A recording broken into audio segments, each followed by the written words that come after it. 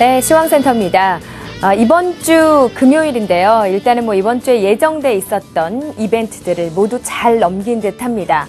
다우지수가 52주 신고가, 그러니까 사상 최고치를 경신했지만 우리 시장의 움직임은 일단 선 반영된 걸까요?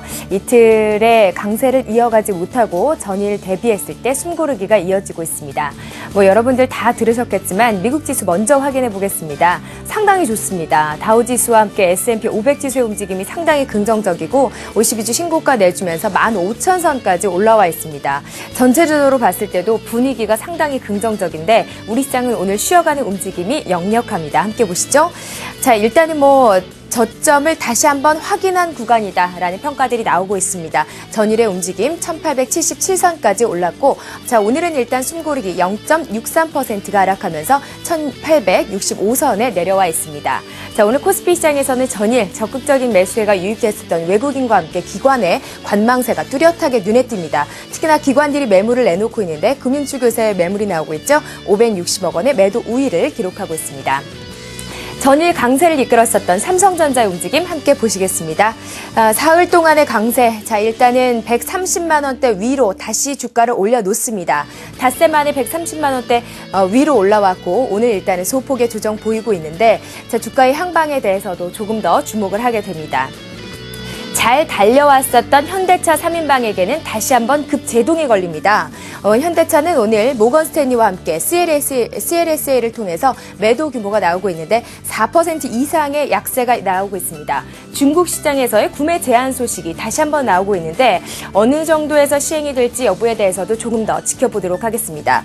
기아차도 좋지 않죠? 기아차의 움직임 많이 빠진 것도 없지만 차분한 상승세가 이어지고 있습니다. 자, 오늘 일단은 시초가 대비했을 때 낙폭이 큰데 4.55% 하락하면서 58,700원대까지 내려와 있습니다. 오늘 좋은 종목들은 경기 민감주들의 움직임이 특히나 좋습니다.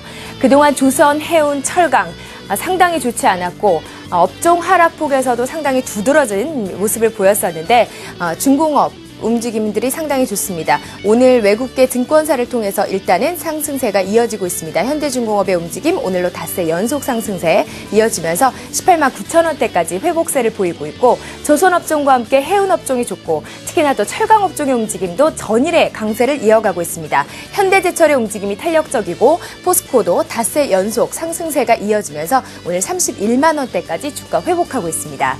코스닥 시장의 움직임 보시죠. 전일 코스피 시장 대비했을 때 일단은 상당 부분 좀 내줘야 되는 움직임인데 코스닥 시장의 움직임, 매매 동향에서도 오늘은 상당 부분 좀 보합권의 움직임을 보이고 있습니다.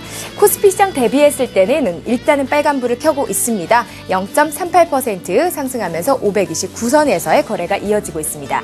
전일 못 올랐던 종목들이 있었죠. 코스닥 시장의 시가총액 상위 종목들인데 오늘 셀트리온과 함께 파라다이스, 서울반도체 움직임이 각각 탄력적인 움직임을 보여주고 있습니다. 전일 강세를 보였던 IT 부품주들이 소폭 쉬어가고 일단은 차익 실현 매물들이 좀 중첩되는 양상을 보이고 있는데 주가 지수 오늘 향방에 대해서는 조금 더 지켜보도록 하겠습니다. 시황센터였습니다. 네, 전체적인 시장 상황들 알아봤는데 무엇보다도 눈에 띄는 것이 자동차주입니다.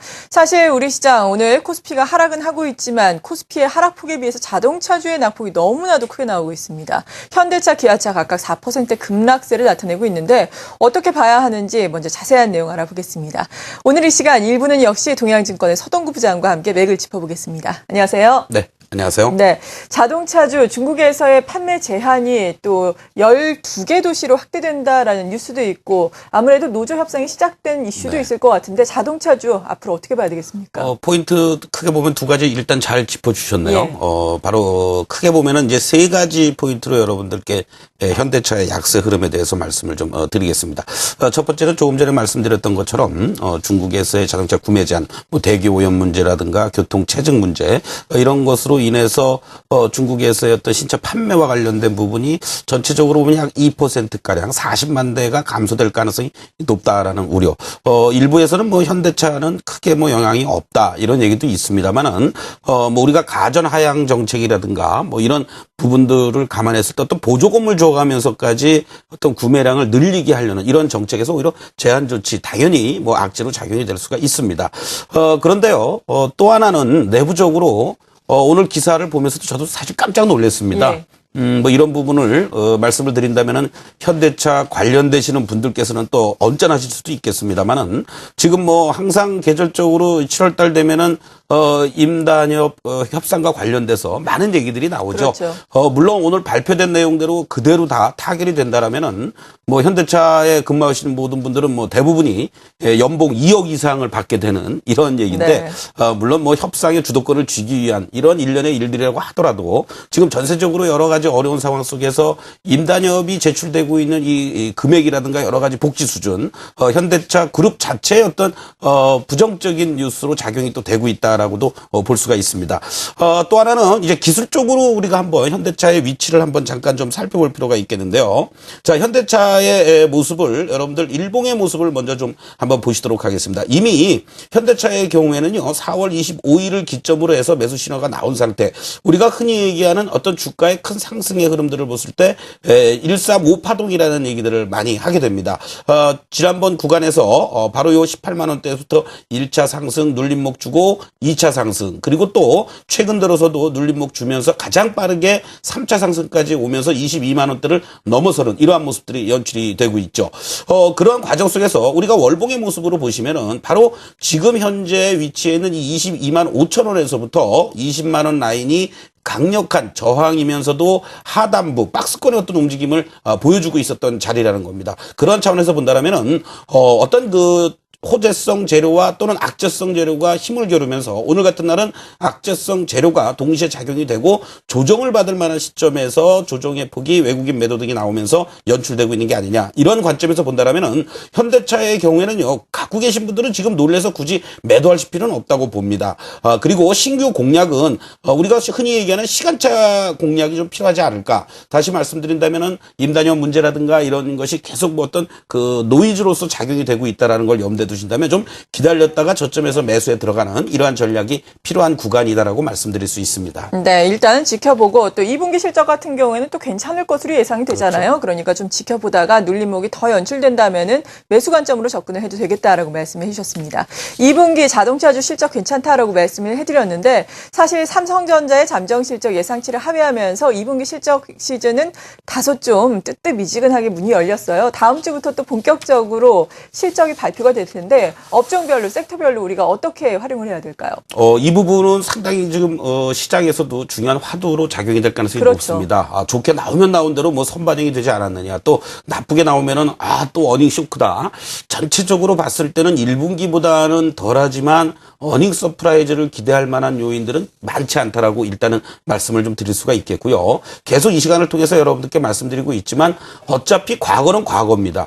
2분기 실적 발표와 관련돼서 뭐 조금 예상보다도 좋게 나왔다든가 아니면 뭐 조금 못하게 나왔다고 하더라도 일정한 부분은 시장에 좀 반영이 됐다라고 여러분들이 이해하시는 게 좋겠고요. 큰 흐름에서 본다면은 과연 3분기 이후에 어떤 움직임들이 어떻게 나올 것이냐, 이런 부분을 우리가 체크해 볼 필요가 있습니다. 현재 코스피 시장 쪽에서는 3분기의 실적에 대한 개선 기대감이 나타나고 있는 것이 바로 또 정유화학 업종이 될 수가 있겠고요. 네. 그리고 또 지금 조선 업종에 대한 기대감도 계속 살아나고 있습니다. 또 하나 중요한 포인트는 결국은 이제 우리가 땡큐 버냉키 이런 얘기를 하고 있습니다만은 이제는 우리 시장이 추가적인 동력을 얻기 위해서는 땡큐 리커창 이런 얘기들을 지금 기대를 하고 있는데요. 그런 차원에서 본다면은 의외로 산업재나 소재 쪽들이 이번 1, 2분기에 하방을 확실하게 잡아주면서 터닝해 줄 수 있는 하나의 요소는 중국에서의 어떤 추가적인 경기 안정 조치라든가 여러 가지 이런 요인들을 기대해 볼 필요가 있겠고, 코스닥 시장에서는 상당히 2분기까지 뜨겁게 달아오르다가 크게 흔들리는 모습들이 나타나고 있는데요.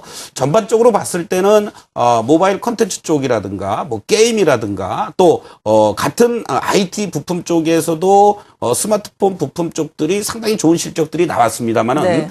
하반기 들어서는 이러한 부분들이 조금씩 좀 엇갈리는 얘기들이 나오고 있습니다. 그래서 이러한 부분들이 과연 3분기에도 실적의 전망이라든가 이런 부분들이 계속해서 긍정적으로 나와주는지 이 부분을 우리가 확인을 하면서 대응에 들어가야 되겠다. 결국 코스닥 시장도 작년 연말부터 해서 올 2분기까지 어떤 추세적인 상승 랠리는 어느 정도 이제 좀 마무리됐다라고 말씀드리면 좀 뭐하지만 그러한 큰 기대를 갖기보다는 좀 짧게 방망이를 잡고 대응해야 될 구간들이 또 2분기 이후 실적 발표 나타나면서의 대응 전략이다라고 말씀드리겠습니다. 네, 그렇다 그렇다면 지수대로 이야기를 해주시면 지금의 지수대는 어떻다고 평가를 하세요? 오늘의 전략과 함께 말씀을 해주시죠. 네, 어저께 이제 말씀드렸죠. 우리가 일단 1900선까지는 랠리 가능하다. 네. 이런 말씀을 드렸는데, 오늘 조정 나오는 건 뭐 당연한 거죠. 뭐 매일같이 뭐 50포인트 이상씩 올라가면 얼마나 좋겠습니까? 그러나, 현재 구간들 속에서도 수급적으로도 외국인들도 조금 숨고르기를 해주고 있습니다. 기관들의 매도가 좀 나오고는 있습니다만은 그렇게 큰 매도 물량은 아니다.